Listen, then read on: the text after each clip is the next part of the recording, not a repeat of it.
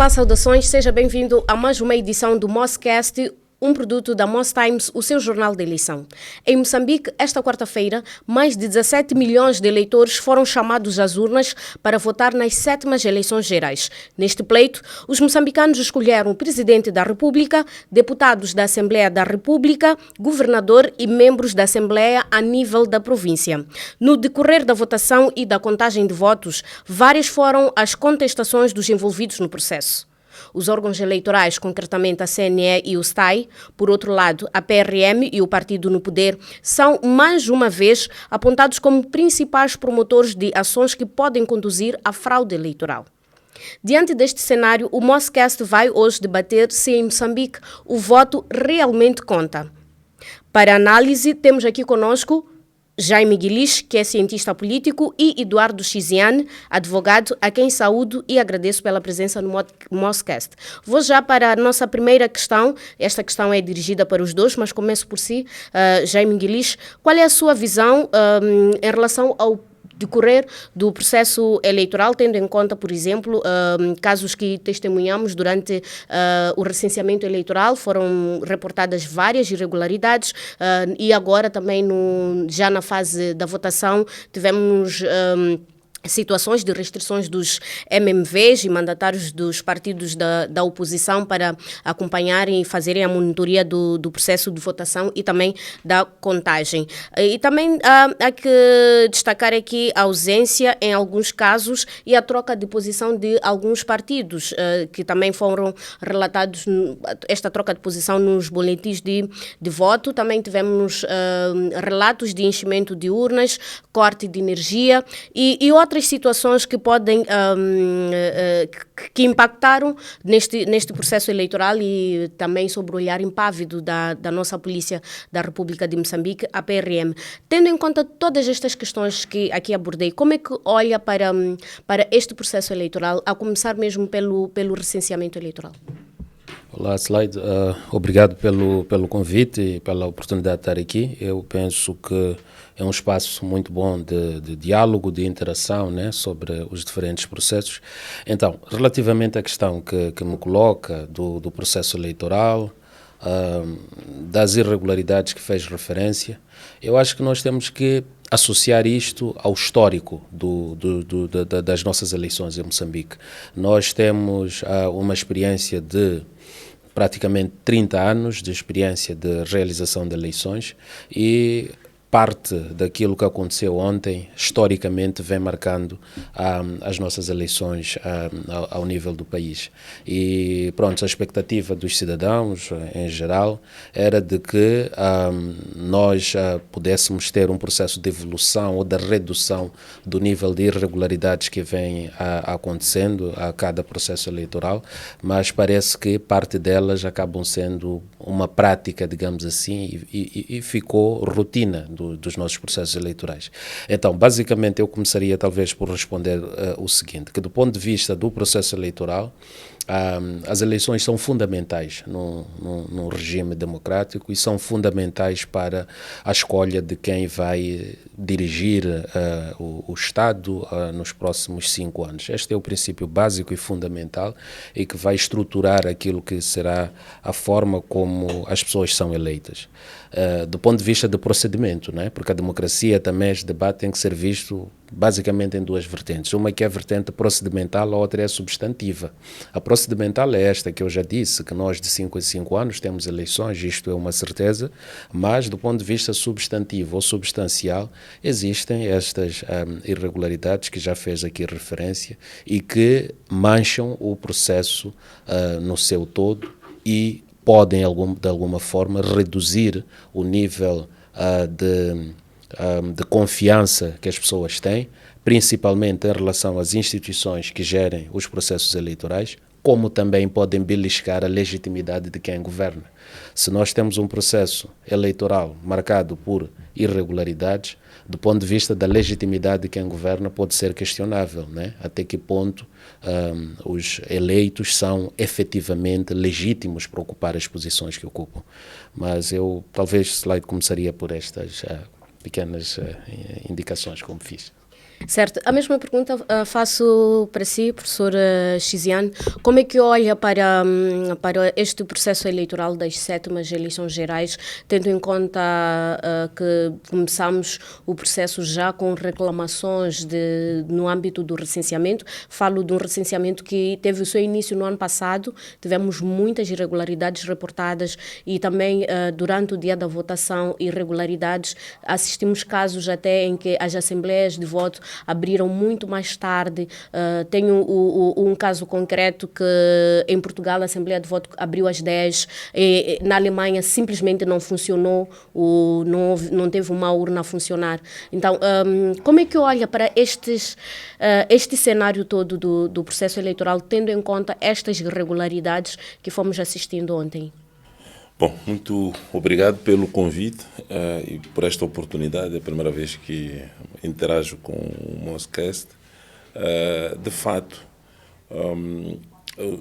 os problemas que hão de ter acontecido na fase do recenseamento eleitoral podem sempre ser referenciados hoje, mas eu consideraria que os principais problemas que ocorreram nesta fase também sofrem de um princípio que funciona no nosso sistema eleitoral, que é da aquisição progressiva dos atos eleitorais. Ou seja, hoje, a fase em que nos encontramos já não tem nada a ver com o recenseamento, é a fase da votação.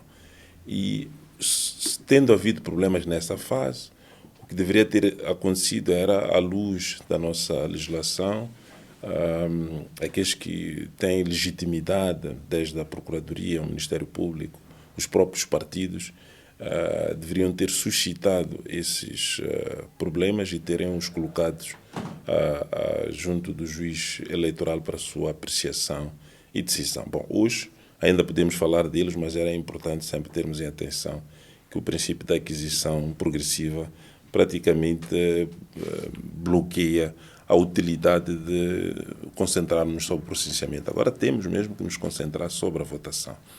Como dizia o colega Guilherme, de fato, para medir a qualidade de uma democracia entram muitos fatores. Um deles é a eleição, mas a eleição não é tudo. A eleição é apenas um elemento, um dos principais elementos, mas depois tem a forma como os próprios princípios democráticos são implementados, o próprio funcionamento das instituições, etc. A eleição e a votação em especial são o pico de todo o processo. E esta eleição também é marcada por uma sucessão geracional ao nível do partido no poder, por uma entrada em cena do novo ator, que é o Venâncio Mondlane, e tornou a eleição uma eleição de muita expectativa e de uma adesão, julgo que depois veremos os números, relativamente alta, vista e comparada com as eleições anteriores. Concordo em absoluto com o fato de que passadas 6 eleições, esta já não seria uma eleição para ainda continuarmos a falar de irregularidades, ilicitudes, e não são pequenas, são ilicitudes graves, não é? E as irregularidades também que são anotadas são graves. Portanto, a nossa experiência já deveria nos permitir, nessa altura, estarmos focados em outras coisas, mas infelizmente isto que estamos a discutir também tem a ver com outros antecedentes. Qual é o nosso modelo de recenseamento? Qual é o nosso modelo de votação e os materiais associados à votação? Qual é o nosso sistema de apuramento?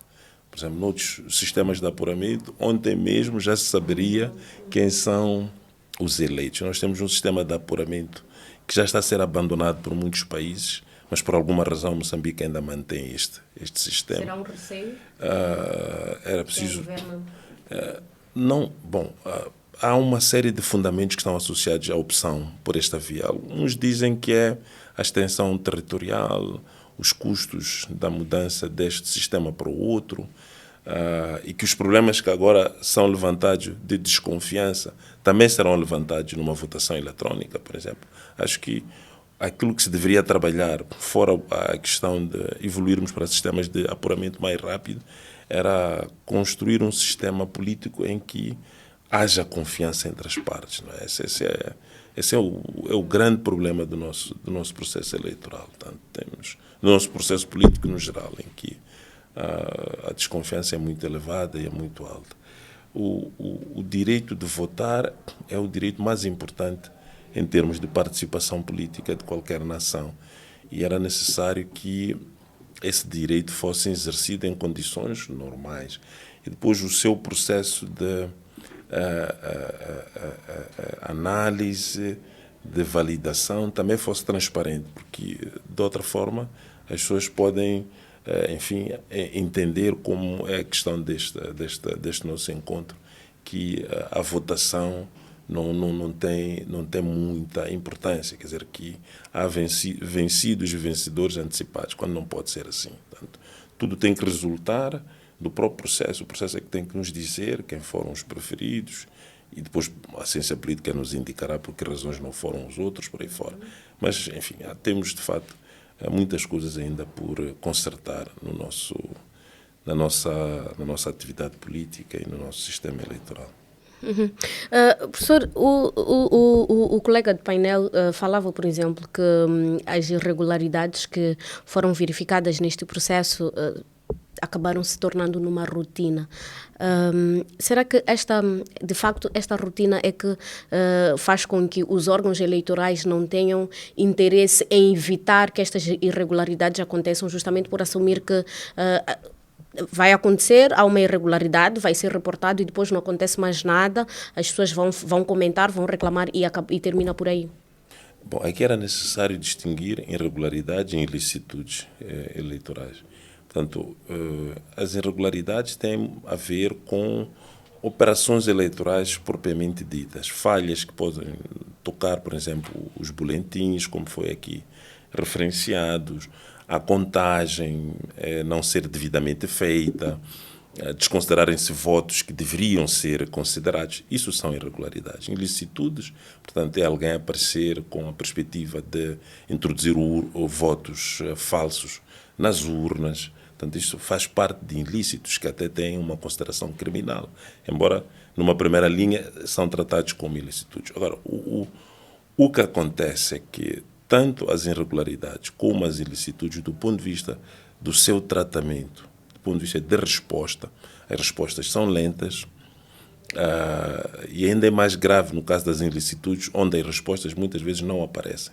E isso gera um aspecto de impunidade e coloca aqueles que acreditam nessa via com um certo conforto de que podemos fazer de novo, depois não há de haver a intervenção. Então, foi por isso que nas últimas discussões propunha-se que as ilicitudes e as irregularidades tivessem um tratamento próximo em termos de celeridade de análise e de decisão, até para imprimir uma maior rapidez no tratamento dessas questões e reduzir o nível de impunidade e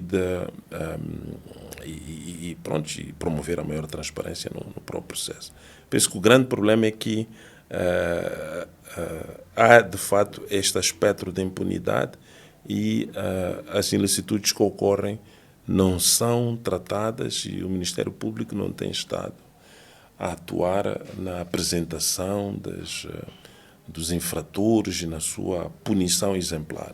Isso é notório. Vamos ter de novo nesta eleição, eventualmente, um pacote de ilicitudes aqui e acolá, e depois não há de haver os devidos julgamentos que nos digam o que é que se fez disso, onde é que as pessoas foram encaminhadas para o cumprimento de penas, etc, etc.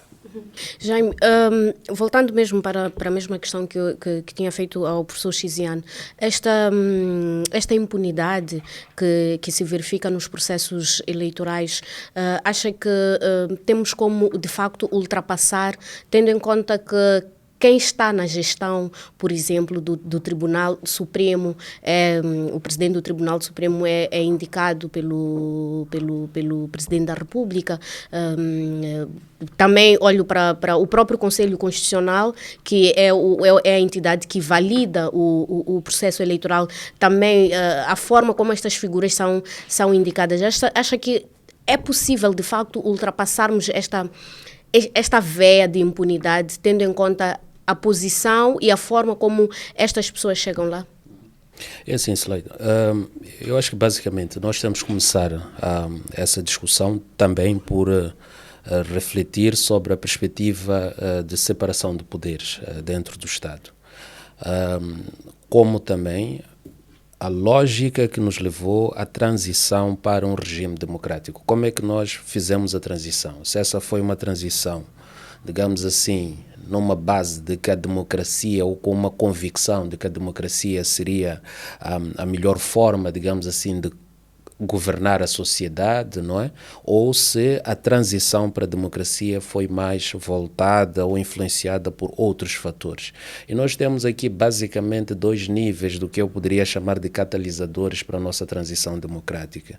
Uns que são os catalisadores internos, que na altura, desde a guerra civil, as crises cíclicas que iam afetando o país, na altura, a economia estava completamente devastada, as políticas impostas pelo regime do Partido Único na altura não funcionavam, digamos assim, mas também ao nível internacional havia outro conjunto de pressões, aproximava-se até o colapso do Bloco Soviético, que foi um grande parceiro do Estado, moçambicano na altura do período do Partido Único, e a partir de todos esses fatores, esses elementos, nós começamos a progredir para aquilo que seria o processo da transição para a democracia multipartidária.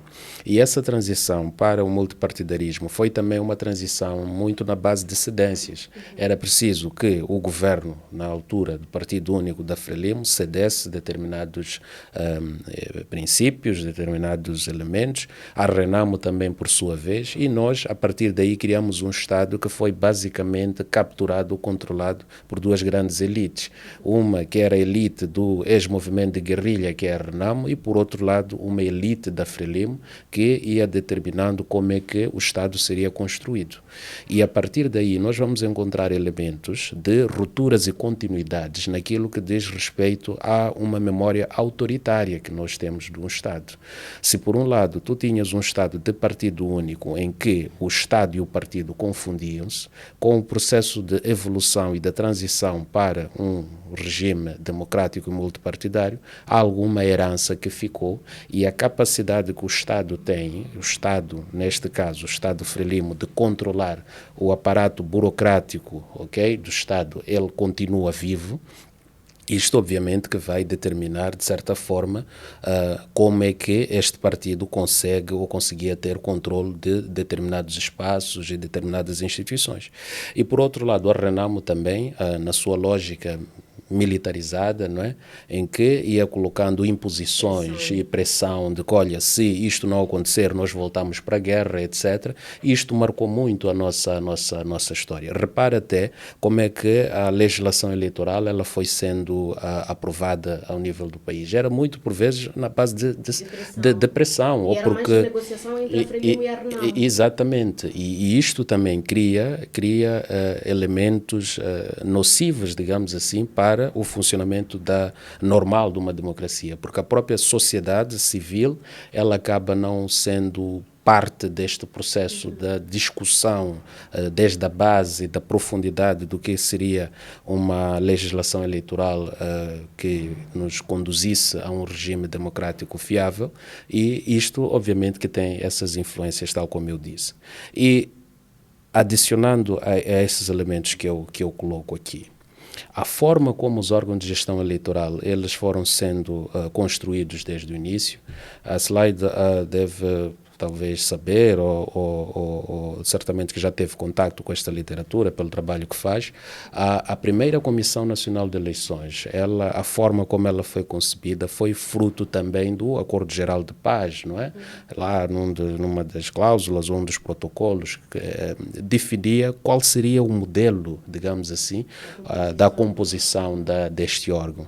E ali tinha, obviamente, membros do governo, que o governo era Frelimo, membros da Renamo, os outros vinham dos chamados partidos não armados, e também o presidente seria uma figura que reunisse consenso, etc. A partir daí, vai perceber que a questão da desconfiança ela sempre esteve presente. tanto a Renamo desconfia da Frelimo, a Frelimo desconfia da Renamo e por aí vai. Então, enquanto não se encontrar mecanismos de criação de confiança nas instituições, porque é importante aqui nós percebermos uma coisa, o que são instituições de forma simples? As instituições são regras de procedimento, regras de convivência até, são as instituições que moldam a forma como nós convivemos em sociedade e as instituições servem até para reduzir incertezas. Eu não vou para um processo eleitoral com uma incerteza de que talvez a mesa de voto, por exemplo, não vai abrir. Não, eu tenho que ter certeza que se as instituições estiverem a funcionar, a mesa vai abrir a horas, eu vou poder votar, etc. Então, esta questão da desconfiança e da falta ou do deficiente funcionamento das instituições que gerem o processo eleitoral conduzem basicamente a este tipo de fatores. A Slide também questionou sobre a indicação de quem faz parte, digamos assim, dos órgãos que depois julgam os processos, etc. Eu acho que ainda ao longo desta conversa nós continuamos, talvez para eu não me alongar muito, mas é preciso retomar a nossa história de como é que nós fazemos a transição e isto, de certa forma, tem alguma implicação ou explicação de como é que essas instituições funcionam. Só mesmo para terminar este ponto, a questão dos ilícitos eleitorais. Os ilícitos eleitorais têm sido praticados, nós verificamos indivíduos, por exemplo, com boletins de votos pré-votados, não é? E isto é recorrente, eles são, por vezes, levados à polícia, etc., mas depois não vem, digamos assim, uma mão pesada do judiciário sobre esses processos, como também não há a indicação dos autores morais disto. Nós encontramos os autores materiais, que são os indivíduos que tinham os boletins para depositar nas urnas, mas os autores morais nunca aparecem. Mesmo as empresas que vencem os concursos para a impressão dos boletins de voto, talvez poderiam ter algo a explicar, ser chamadas ou mesmo quem distribui este material, como é que o material anda em mãos alheias, etc. Professor, nós aqui falamos sobre várias situações que tiveram lugar até a realização do escrutínio esta quarta-feira. E, na sua visão, juridicamente falando, estes elementos podem tornar as eleições fraudulentas ou são elementos suficientes para legitimar a fraude neste processo eleitoral de 2024? Bom, falar da fraude é um pouco complicado. Na verdade, uma fraude não se presume. Quer dizer, nós não podemos presumir que numa eleição haverá fraude. Havendo fraude, ela tem que ser comprovada. E nós temos esta mentalidade, porque isso já vem da nossa praxis política, de que a eleição, os riscos de fraude são muito elevados e haverá fraude. E os discursos de fraude são permanentes. Quer antes, quer durante, quer depois da eleição, a palavra fraude deve ser a mais pronunciada. Mas, independentemente disso, a fraude tem que ser tratada. Havendo fraude, ela tem que ser devidamente comprovada e as instituições de administração eleitoral e de justiça eleitoral depois têm que atuar sobre isso para dar credibilidade ao próprio sistema eleitoral nacional. Bom, o que tem acontecido é que a avaliação daquilo que há ter sido o nível de irregularidades e de fraude ao longo dos nossos processos eleitorais, formalmente não temos informação para concluir que houve, mas socialmente, a mídia, etc., têm reportado que houve algumas irregularidades que poderiam influir no resultado, incluindo os observadores nacionais e internacionais também têm feito essa referência. Mas depois o que é que acontece? As instituições que administram o processo eleitoral, incluindo, vamos chamar o juiz eleitoral, no fim considera que a fraude ou as irregularidades que tiveriam ocorrido não tinham a perspectiva de tornar e afetar substancialmente a distribuição dos mandatos. E, portanto, a fraude tem sido um elemento que é referenciado nos nossos atos eleitorais. mas que depois, do ponto de vista do seu tratamento, para se falar de uma fraude, é preciso que ela seja comprovada e depois haja todo um processo de seguimento com julgamentos, etc.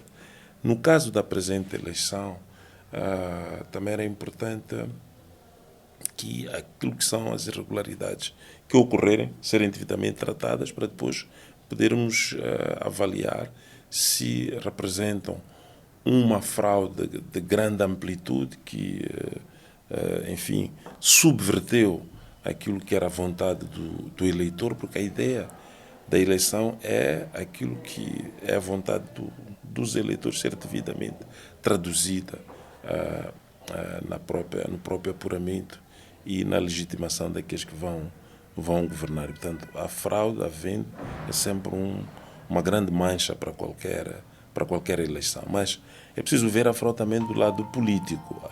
Às vezes são os partidos que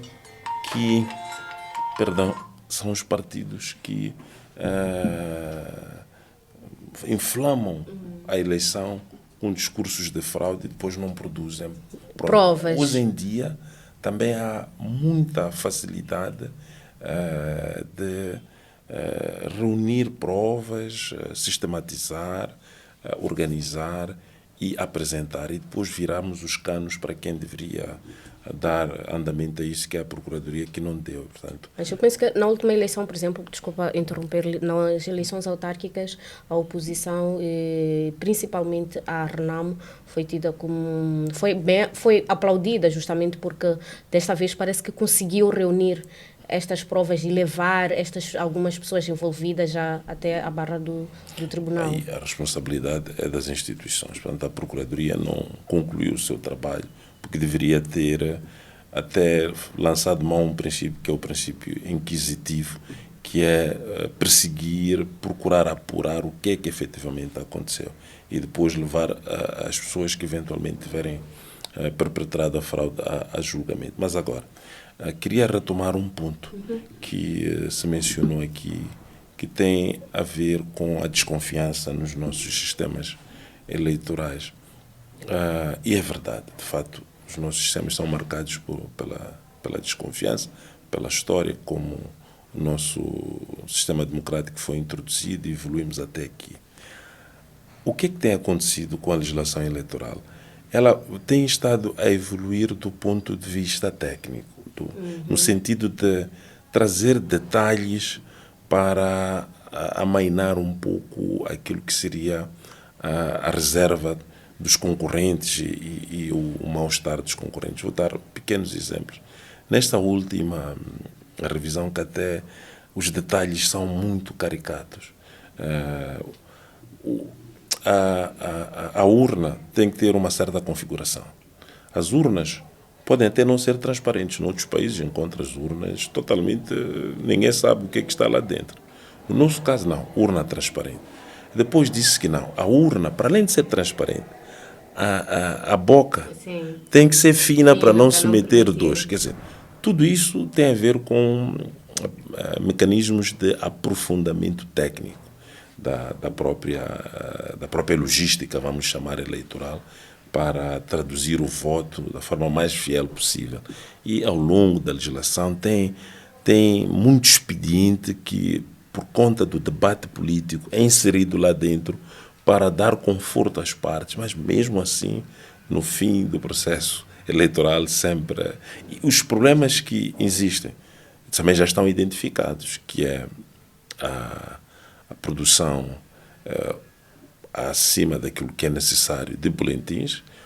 Não sabemos porquê, porque isso também nunca foi devidamente demonstrado, mas a produção de boletins, porque aqueles que aparecem com os boletins não trabalham sozinhos, aqui é um sistema montado, então é uma certa criminalidade eleitoral. Então, era preciso trabalhar esses aspectos da produção e da responsabilização daqueles que tentam fazer enchimento, o papel da polícia, a questão logística, que tem a ver com o fornecimento de energia, que também já tem estado a encontrar alguns antídotos, no sentido de que nos locais de contagem, normalmente eles têm algum equipamento que permite que, mesmo que fique escuro, a contagem prossiga. Não é?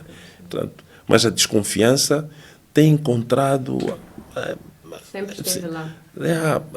Sempre esteve lá, mas tem havido propostas técnicas do seu tratamento para irmos construindo confiança no nosso sistema político. Mas a confiança também não se decreta, dizer, hoje vamos nos confiar. Ela só vai resultar somatório destas pequenas coisas, até que um dia os fazedores da política ativa estejam confortáveis com aquilo que é o nosso quadro legal e também com aquilo que são as práticas políticas. Uhum. O professor falou da desconfiança e fez menção à recente revisão da lei eleitoral, até porque esta lei no nosso país, sempre que temos eleições, a lei eleitoral ou o pacote eleitoral sofre uma certa revisão. E nós temos outras leis, como a lei de imprensa, por exemplo, a lei das associações e a lei dos partidos políticos, que não sofrem esta mesma pressão para uma certa revisão. E no caso desta revisão, um dos pontos que foi bastante criticados é a retirada do poder dos tribunais judiciais de ordenar a recontagem de votos em caso de irregularidades. E esta autoridade que os tribunais judiciais tinham, e muito bem vimos nas eleições autárquicas, foi apenas limitada agora para a CNE, que é a Comissão Nacional de Eleições, e também para o Conselho Constitucional. E mesmo assim, há sempre reclamações. No ano passado, assistimos reclamações da conduta do próprio Conselho Constitucional. Este ano, igualmente, assistimos reclamações da conduta do Conselho Constitucional, da CNE, digo, mesmo antes da realização da própria eleição, mesmo na fase de inscrição dos candidatos, dos concorrentes e tudo mais.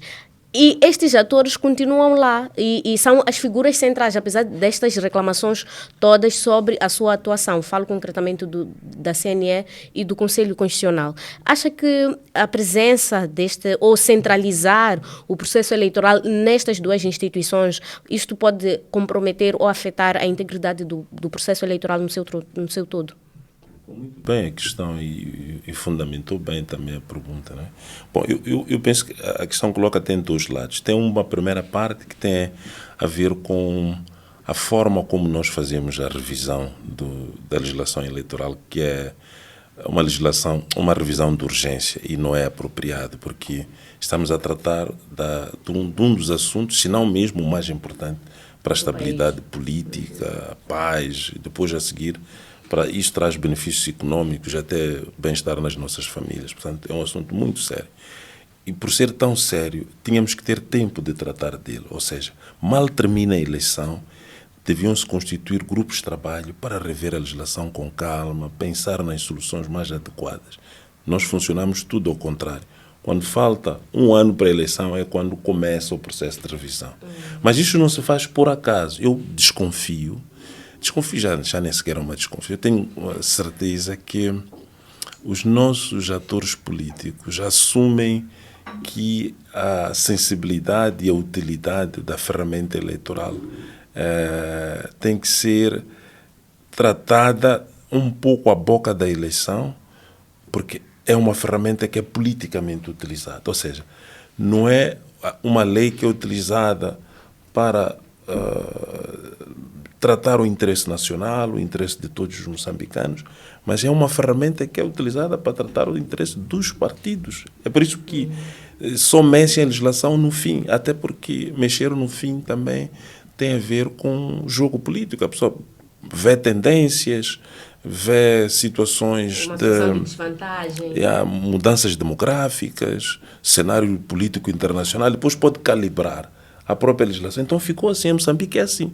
A legislação eleitoral é um instrumento que está ao serviço dos partidos, em primeiro lugar. Não está, porque se estivesse ao serviço da nação, deveríamos, como fazem os outros países, tratar da legislação eleitoral com 4 anos de antecedência. E hoje, com a inteligência artificial, até é possível ver para urnas quais são as soluções que no mundo existem. Esta. Qual é a melhor? Talvez esta. Qual é ajustável? Nestas coisas de geografia jurídica, cada país é um caso. Qual é ajustável para Moçambique?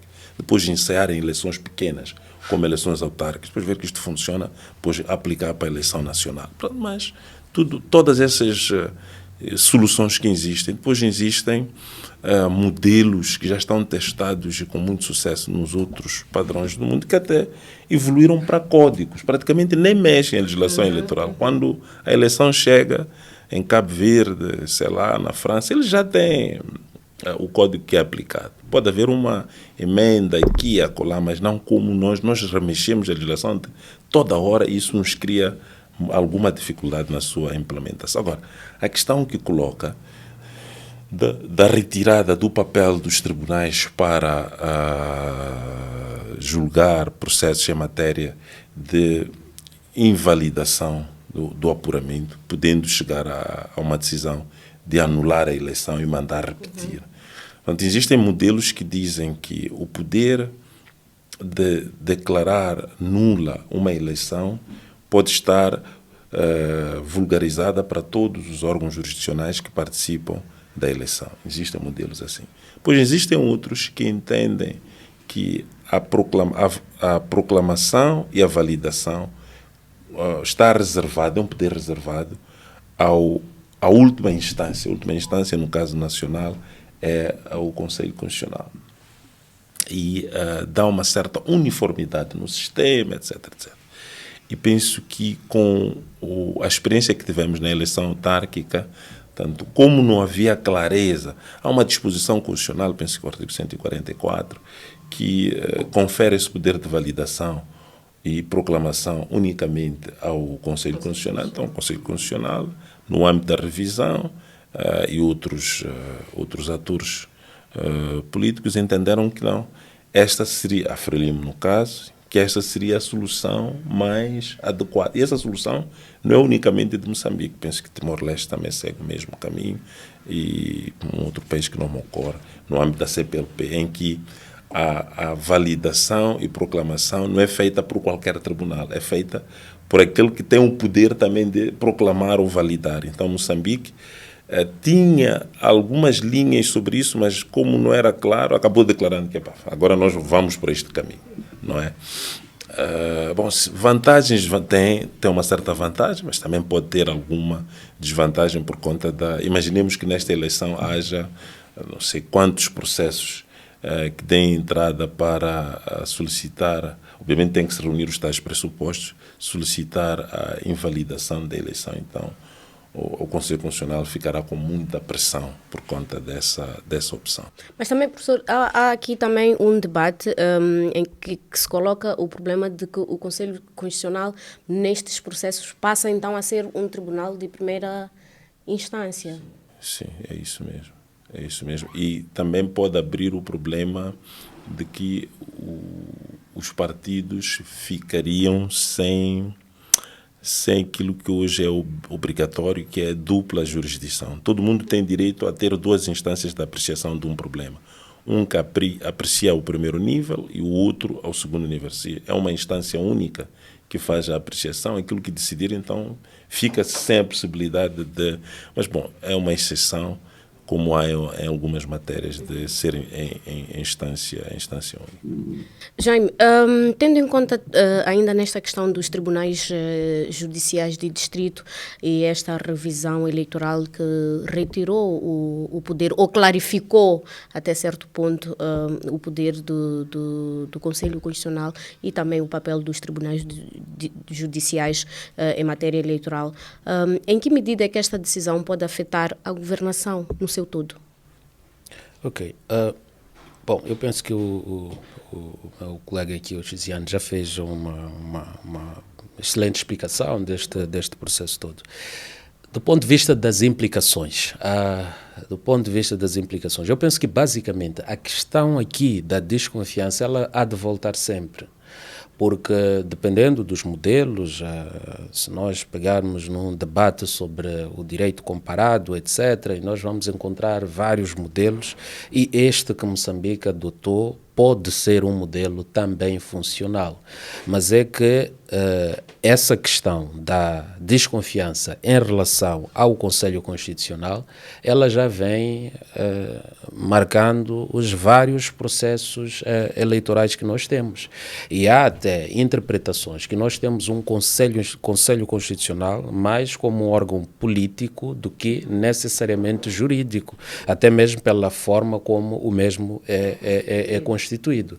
Então, eu penso que, independentemente da tentativa de aperfeiçoamento do modelo e da clarificação das competências ou das responsabilidades de cada órgão, enquanto nós continuarmos com uma formação ou com a forma como o Conselho Constitucional hoje ele é formado e com os membros que lá integram, eu penso que não vai contribuir para o aumento da confiança dos cidadãos em relação àquele órgão. Este é um aspecto a ter em consideração. Agora, pode-se colocar outras questões. Que reformas, por exemplo, poderia-se pensar em ter, que modelo de Conselho Constitucional, do ponto de vista da composição, como é que nós poderíamos avançar neste processo? Pode-se pensar a quem acredita que devemos evoluir de um Conselho Constitucional para um Tribunal Constitucional, e sendo talvez um tribunal, poderíamos ter eventualmente um presidente de um Tribunal Constitucional escolhido entre os seus pares. Há quem traga um debate que talvez poderia-se ter um presidente, digamos assim, seja do Conselho Constitucional ou de um Tribunal Constitucional a ser criado, a ser escolhido pelos parlamentares. Então, há várias discussões que nós podemos colocar aqui, mas a questão fundamental ou central é que existe desconfiança, não só pela forma como as pessoas são colocadas nesses órgãos, mas historicamente foi-se desconfiando dos órgãos. Então, eu penso que por aí, apesar do aperfeiçoamento técnico que é colocado a cada processo, portanto, de revisão da legislação, mas estes mesmos órgãos continuam a ser compostos da mesma forma e até pode existir, por vezes, situações em que possam fazer o seu trabalho com algum mérito e isenção, mas já há uma nódoa que fica, não é? Há um preconceito, digamos assim, que já está ali na mente das pessoas, de que estes órgãos simplesmente estão em função de determinados interesses e não do interesse público.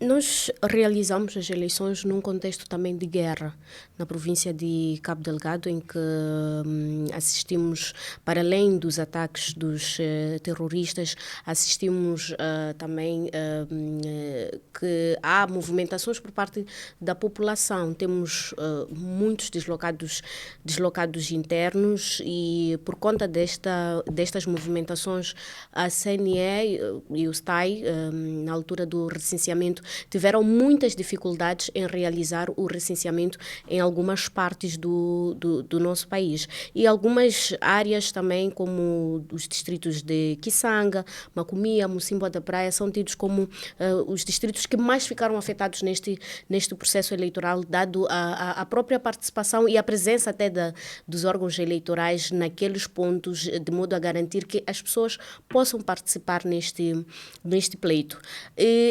O The Moss Times, que é o jornal do nosso podcast, entrevistou uma pesquisadora norte-americana do Centro dos Estudos Estratégicos e Internacionais, de nome Emília Colombo, que diz que esta situação de Cabo Delgado representa uma barreira à participação política. Jaime, partilha desta mesma opinião e acha que a insurgência pode estar a limitar o exercício da democracia? Sim, eu penso que claramente sim. E nós podemos começar por trazer um debate que é fundamentalmente relacionado com a própria soberania do Estado. Nós temos o princípio ou a questão da soberania, que a soberania ela deve ser entendida como sendo uma qualidade de um poder que não há igual dentro do Estado e nem há superior fora dele. E com os ataques que nós temos em Cabo Delgado, nós temos obviamente uma situação de que a nossa soberania está a ser beliscada, porque o exercício, digamos assim, do uso da força, etc., este é um exercício que é reservado ao Estado. Mas nós hoje temos uma milícia, um grupo armado que anda por Cabo Delgado e aquele grupo, obviamente, que acaba tendo um controlo ou pelo menos desestabiliza parte do território território nacional. Portanto, se a soberania está beliscada dentro do Estado, nós temos, obviamente, uma situação de limitação do exercício dos direitos de cidadania dos indivíduos. Então, isto conduz, obviamente, a um processo eleitoral em que será um processo eleitoral em que a participação e a legitimidade de quem será eleito pode não ser na percentagem que se esperava. Portanto, vamos ter eleitos, mas a partir de, ou só com base numa parte geográfica do país, e que há um grupo de cidadãos que hoje estão impedidos de participar dos processos por causa da instabilidade que está instalada em Cabo Delgado, que aqueles indivíduos também têm interesse, obviamente, em participar dos processos eleitorais, escolher quem eles acreditam que tem o melhor programa de governação para a gestão do país. Então, é claramente assim, eu concordo sim com a citação que apresentou aqui, de que a guerra em Cabo Delgado está, sim, a limitar as possibilidades de participação dos cidadãos a vários níveis, incluindo nos processos eleitorais. Professor, o papel do Estado é garantir a segurança dos cidadãos e numa situação em que temos estado a acompanhar ataques e também movimentações internas da população, existe, como já tinha dito, uma barreira dos cidadãos participarem no processo eleitoral e, por conseguinte, estaríamos numa situação dessas... Uma situação de violação dos direitos do cidadão de participar no processo democrático, falo mesmo violação dos direitos humanos que são fundamentais. Bom, de forma reflexiva talvez sim, mas de fato a constatação que foi feita reflete a realidade. Não é possível assegurar a participação política e concentrada na eleição. Porque a questão da votação envolve outras coisas. Quer dizer, a pessoa para votar tem que ter a oportunidade também de ouvir os manifestos, de ser envolvida em campanha, de sentir o feeling político, ouvir a ABCD, etc. E nesses locais de conflito todo este processo não funciona. Portanto, eles não estão não só a participar na votação, como não estão a participar do próprio processo eleitoral. Portanto, com a mesma facilidade que os outros cidadãos têm. Portanto, tem uma limitação muito forte. Obviamente que é uma situação de exceção. O Estado tem a responsabilidade de prover segurança, o gozo de direitos sociais e políticos dos seus cidadãos, mas às vezes há exceções que impedem o Estado. E o Estado, neste caso, não diríamos que é negligente, no sentido de não está numa situação de inação, está a fazer alguma coisa para ver se repõe a normalidade das coisas e assegura no futuro que outros cidadãos participam. Mas agora é preciso fazer uma avaliação sobre qual é a dimensão. O desejável é todos participar, mas quando às vezes há uma percentagem populacional que não pode participar, e acho que é isso que presidiu a decisão de que deve haver eleição, independentemente de haver algumas zonas do território nacional que não serão devidamente cobertas. Obviamente que isso pode levar-nos a debates. Mas já há aqui uma violação de alguma lei e o Estado, nestas condições, pode ser responsabilizado? Penso que sim, dependerá sempre do ajuizamento que será feito pelas instâncias judiciais. Ou seja, quando digo penso que sim, é no sentido de que aqueles que entenderem submeter uma ação de responsabilização política do Estado até o podem fazer. Isso até é bom que se faça, porque depois teremos jurisprudência. Os juízes vão ter que, pela primeira vez, reunir-se para decidir então o que acham desta questão que é introduzida no tribunal. Portanto, a responsabilização vamos dizer, é uma responsabilização política, não é? Sim. Que muitas vezes não é assim tão fácil de ajuizar. Mas ferramentas jurídicas para o efeito existem e se podem ativar, não é? Mas eu queria me referir, se me permitir, queria me referir a um aspecto que estávamos aqui também a ver, que tem a ver com a desconfiança das instituições, o papel do Conselho Constitucional, etc. Na minha opinião, era importante termos tempo para fazer o processo de reforma com alguma tranquilidade e refletirmos, por exemplo, sobre as garantias. O que é que pode ser feito para garantir imparcialidade e independência aos juízes? A questão é essa, o que é que deve ser feito para que eles estejam independentes? Uma das coisas que se faz em outros países é dar-lhes mandatos únicos.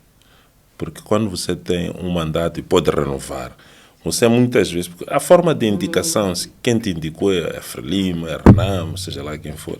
Isso é a forma de como a pessoa chega lá. Mas as pessoas estão íntegras. Quando chegam lá, eles olham para o interesse nacional, não o interesse de quem lhes indicou. Numa situação em que não há dois mandatos, a possibilidade de desvinculação é maior. Agora, numa situação em que podes renovar de forma infinita, isso pode provocar alguma ligação. Então, um dos debates que tem sido levantado no país é de que era preciso, até podia ser um mandato mais longo, de 9 anos, por exemplo, 7, 8 anos, mas que depois fazia um mandato e ia-se embora. Tenho a certeza que um juiz que é nomeado nessas condições pode ter espaços de liberdade maiores do que um juiz que sabe que, se quiser renovar, tem que ser politicamente correto. Portanto, e outras coisas que se fazem em outros países para que o Conselho Constitucional, por exemplo, não seja objeto de desconfiança, era tornar os seus processos de decisão abertos. Portanto, o Tribunal está reunido, estão a apreciar estão a debater o processo da validação e proclamação de resultados, e às vezes pode haver um e outro contraditório nessa sessão, e que isso fosse feito, por exemplo, com a televisão a acompanhar. Portanto, o Conselho Constitucional, desde que existe, as suas decisões são tomadas sempre de porta fechada, mas uma certa abertura também não faria mal a ninguém, como acontece, por exemplo, no exemplo do Quênia. No Quênia, o funcionamento do Tribunal Eleitoral, em última instância, é aberto. Portanto, as pessoas acompanham, etc. Agora, eu penso também que para resolvermos alguns problemas da confiança e desconfiança, era preciso trabalhar muito bem os direitos e o estatuto da oposição. Quer dizer, ninguém ter medo de um dia estar na oposição. Portanto, noutros sistemas, o estatuto da oposição é tratado com muito cuidado, que é para a rotação não gerar pesadelos para ninguém. Portanto, e no nosso país eu noto que não temos muita preocupação com o estatuto da oposição. Acho que é uma das coisas... O sistema político é feito de muitas coisas, não é feita só da eleição, é feita também destes check and balance. No sistema britânico, no sistema europeu de uma maneira geral, eles conseguiram ao longo dos séculos vitalizar o debate entre posição e oposição, conferindo à oposição uma série de privilégios. Isto, aquilo, mais aquilo, mais aquilo, mais aquilo outro, um estatuto do líder da oposição, contactos informais, não sei o quê. E nós podíamos até africanizar um pouco o estatuto da oposição política, por forma que a própria alternância não represente nenhum problema e as pessoas estejam abertas a essas coisas. Porque às vezes dá essa impressão de que, e depois, e se eu passo para a oposição? Do que eu terei lá? O que é que vai ser da minha vida? Bem, estamos mesmo na reta final da nossa conversa. Tenho aqui comigo alguns dados preliminares e devo fazer menção que são bastante preliminares sobre este processo eleitoral. A contagem indica que a Frelimo e o seu candidato estão com cerca de 55% de votos, Venâncio Mondlane e o Podemos cerca de 30%, Renamo são 10%, Renamo e o Suf Momad neste caso, MDM e Lutero Simango 5%.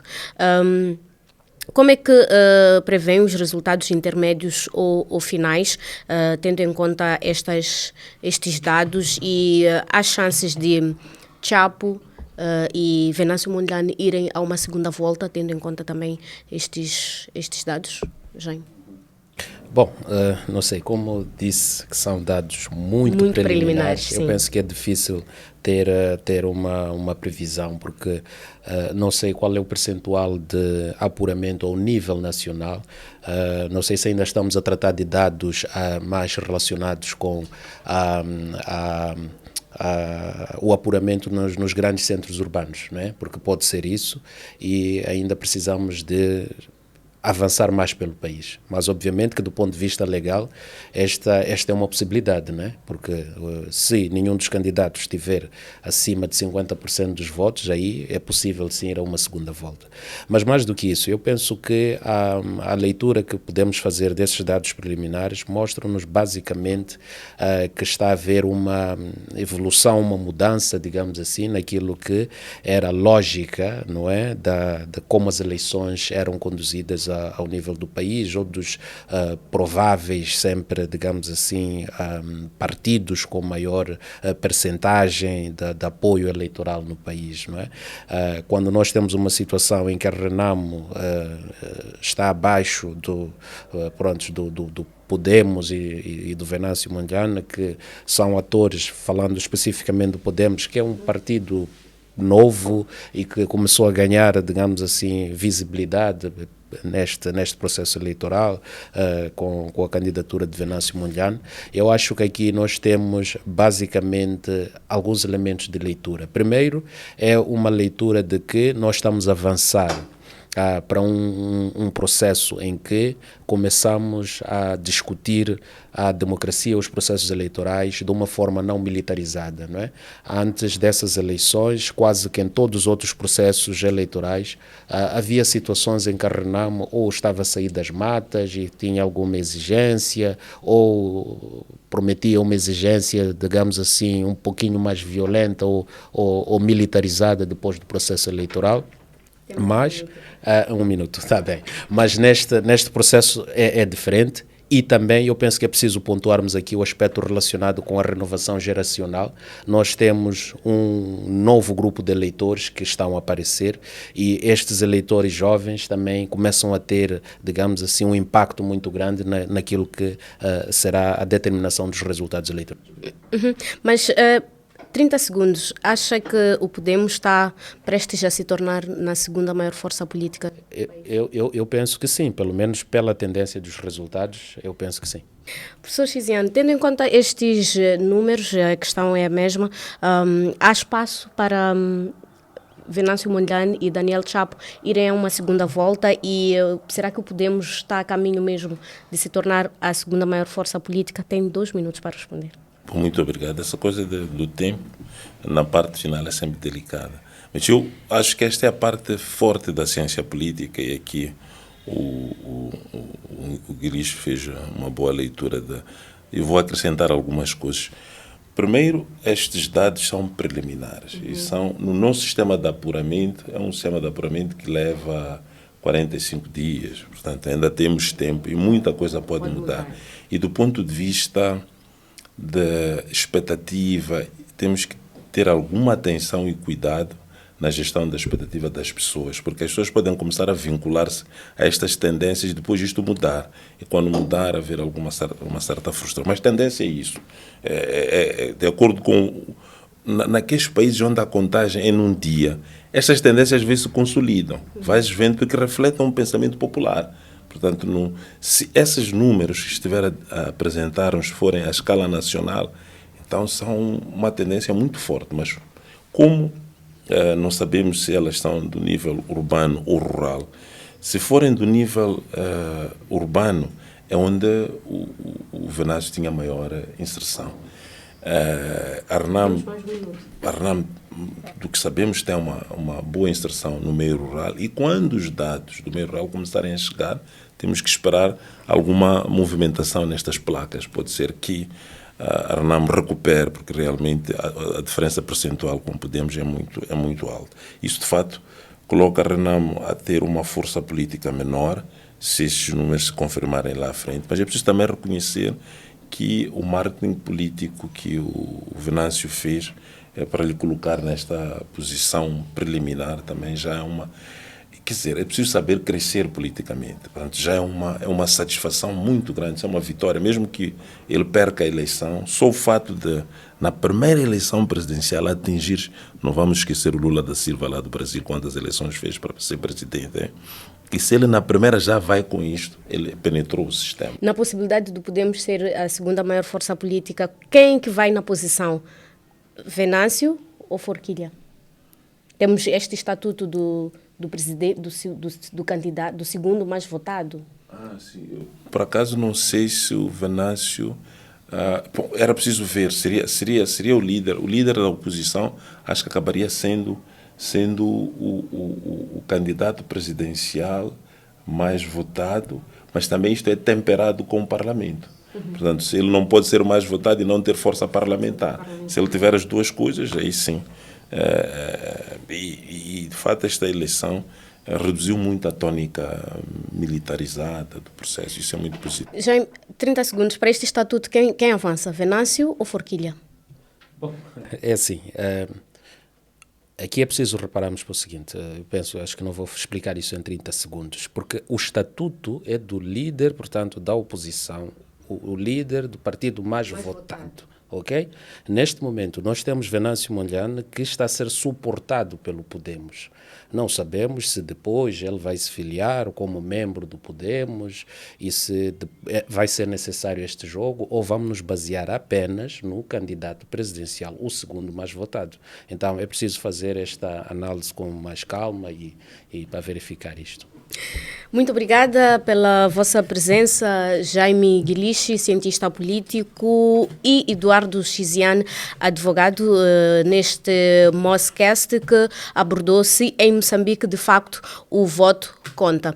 É o ponto final e espero podermos cruzar na próxima edição deste programa. É tudo, até uma próxima oportunidade.